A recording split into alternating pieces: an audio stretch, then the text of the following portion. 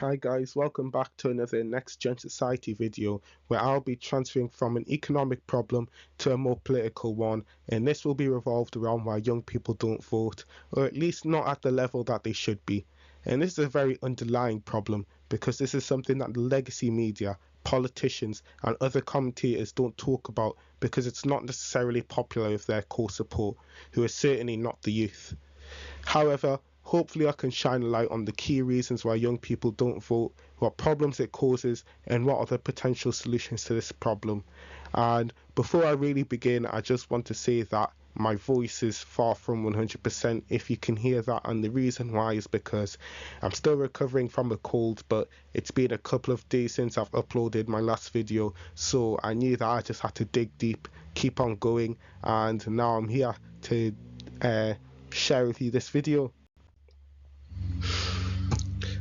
So, to start things off, I've got a few minor factors just to get them get them out of the way because it's stuff that like people may use just to like throw around reasons, but I've got the real factor coming up on the next slide. But anyway, I'll just get these out of the three. So the first one, complexity of the voting process. In my opinion, this is limited relevancy because in many countries such as the USA or the UK, you pull up to a voting centre, put a cross next to the candidate, and you're done. So this is a very weak argument because if you're young, old, whatever demographic, you're going through the exact same system, so the differences in complexity would be very minimal. And there are enough young adults to the point where if they all work together, they all collected their vote, they all formed coalitions of support, then political parties would have no choice but to listen to our demands and respect our wishes. A government is made to represent people, but by not voting, you are not letting yourself be represented, and therefore you become irrelevant. Now, the second reason, barriers to access. I believe that this argument is also weak because there are more ways to vote than ever than simply even just going to a polling station, which, may I add, is not hard to do. You can do electronic voting, postal voting, or even using a proxy. Now, voting ID as well may also be seen as an issue, but if people can't afford some form of ID, then I do think that's a problem beyond politics, if I am being real. And in addition, you can make the same argument for all people having accessibility problems when voting. So overall, this argument also has some flaws to it. And now the third reason, which I personally think is the strongest out of the three, but in my opinion is a cop out, is when people say that they're skeptical about the government, or oh, if I vote, nothing will change, woo woo womp womp, and like all of that, which I do think is essentially a cover up for the true reason why a lot of young people don't vote, and that is something that I will get onto now. And the real factor, the factor that a lot of people want to hide, especially the youth, is that there is a lack of interest, and undercovering that is pure laziness. And I'm going to be extremely blunt right here, right now. Some of you guys just do not care. And as a student of politics and someone who has an interest in it, when I talk to people about the subject, there are people who are just as engaged and others who are not. Now, I'm not saying that every young person needs to get a bachelor's degree, master's degree, PhD before they can start talking about politics and voting. And I'm not even saying that you have to be like watching, reading the news every single day. But if you literally just spend 5 minutes looking at like a manifesto or something and then just going to a polling station, doing your vote, then that is it. You'd only have to do it every couple of years for the important elections at least, which, I mean, I'll be honest, there's some elections which are more important than others, but that's not really important right now. And also, I can start waffling on about how, oh, it's your civic duty to vote, and if you don't, then you're not standing up for democracy, and like all of that other stuff. But once again, I don't think that's too relevant either.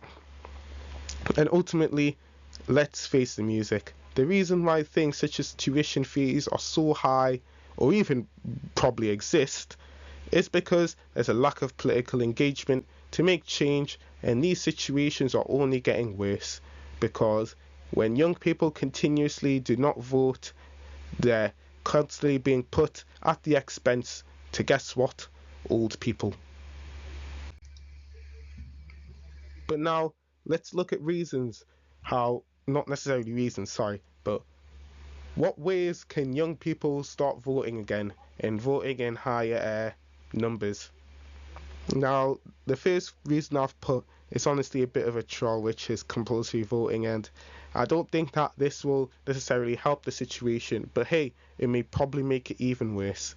Now, I don't want to spend too long talking about this specific point, but essentially forcing people to vote only increases the risk of extreme parties or figures getting into power, and I think that this does more harm than good, which could be talked about in the future in another video, because essentially I do think that if compulsory voting does happen, then it means that people just throw away their vote. They may vote for someone who's on like social media, or vote for some like populist left wing, right wing like figure or something, and it's just not the way personally. But it, I'm not trying to put my own political biases into these videos. I'm just trying to explain the reality. So I'll get on to my next point, which is definitely the more important point, which is that if young people are engaged on relevant issues, I'll emphasize that, on relevant platforms, then I do believe this is where real change can happen. Obviously, if people were talking about like pension schemes and other things like that, so no one would really care if you're young because you won't have to deal with that until you retire, and a lot of young people are only just starting their job, so that would be far from a priority in their point of view. However, there are definitely issues like buying your first home, which is definitely a priority, which a lot of young people would want to focus on. Now, this would be useless if no one sees it if no one sees it on stuff like the radio or like legacy media like TV, newspapers, example, because let's be honest, we live in a social media world where that is where a lot of young people and even increasingly like middle-aged people are getting their news from and information from. So if you combine both relevant issues and relevant platforms, then hey, maybe we're getting somewhere. However, social media has been booming for political commentary. That's something that I'm not going to deny, but it is important to consider that there is a lot of, well, not to quote Donald Trump, but fake news, and people have just got to be careful in that regard because it links onto my previous point. There's a lot of bad politicians that will use social media to their advantage, take the minds of the youth and twist them in a way which makes it so that things don't turn very good, if I'm just going to say it like that. And do I think that in terms of using social media and in terms of engaging people in issues that matter to them, will it just cause a whole massive turnout in young people to vote in the next few elections? I don't know. Probably not. It'll probably be like a slow incremental change. But do I think when more young people wake up and realize that they have a voice, will it result in a better society? Yes, I do think it will.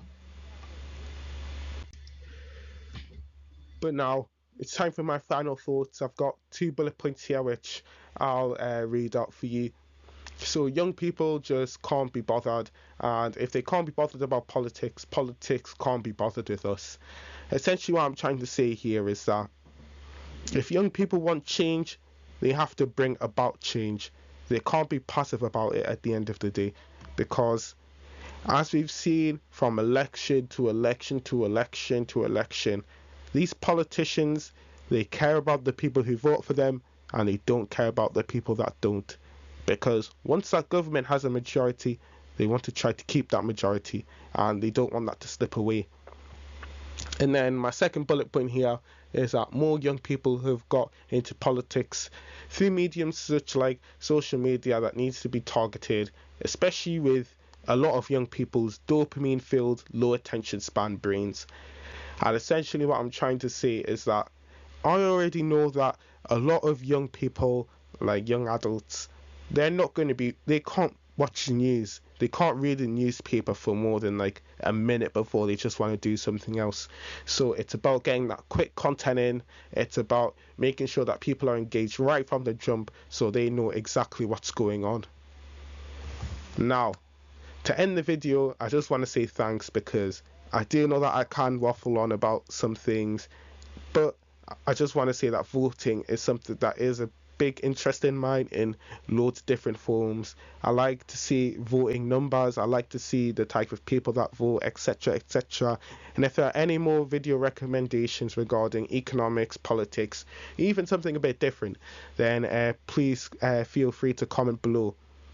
And finally, if you don't like and subscribe and vote in your upcoming election, I'll just assume that you like having to never pay back your student debt and living with your parents in your mid-30s because you know that the government will not save you. Now, that is all. Peace.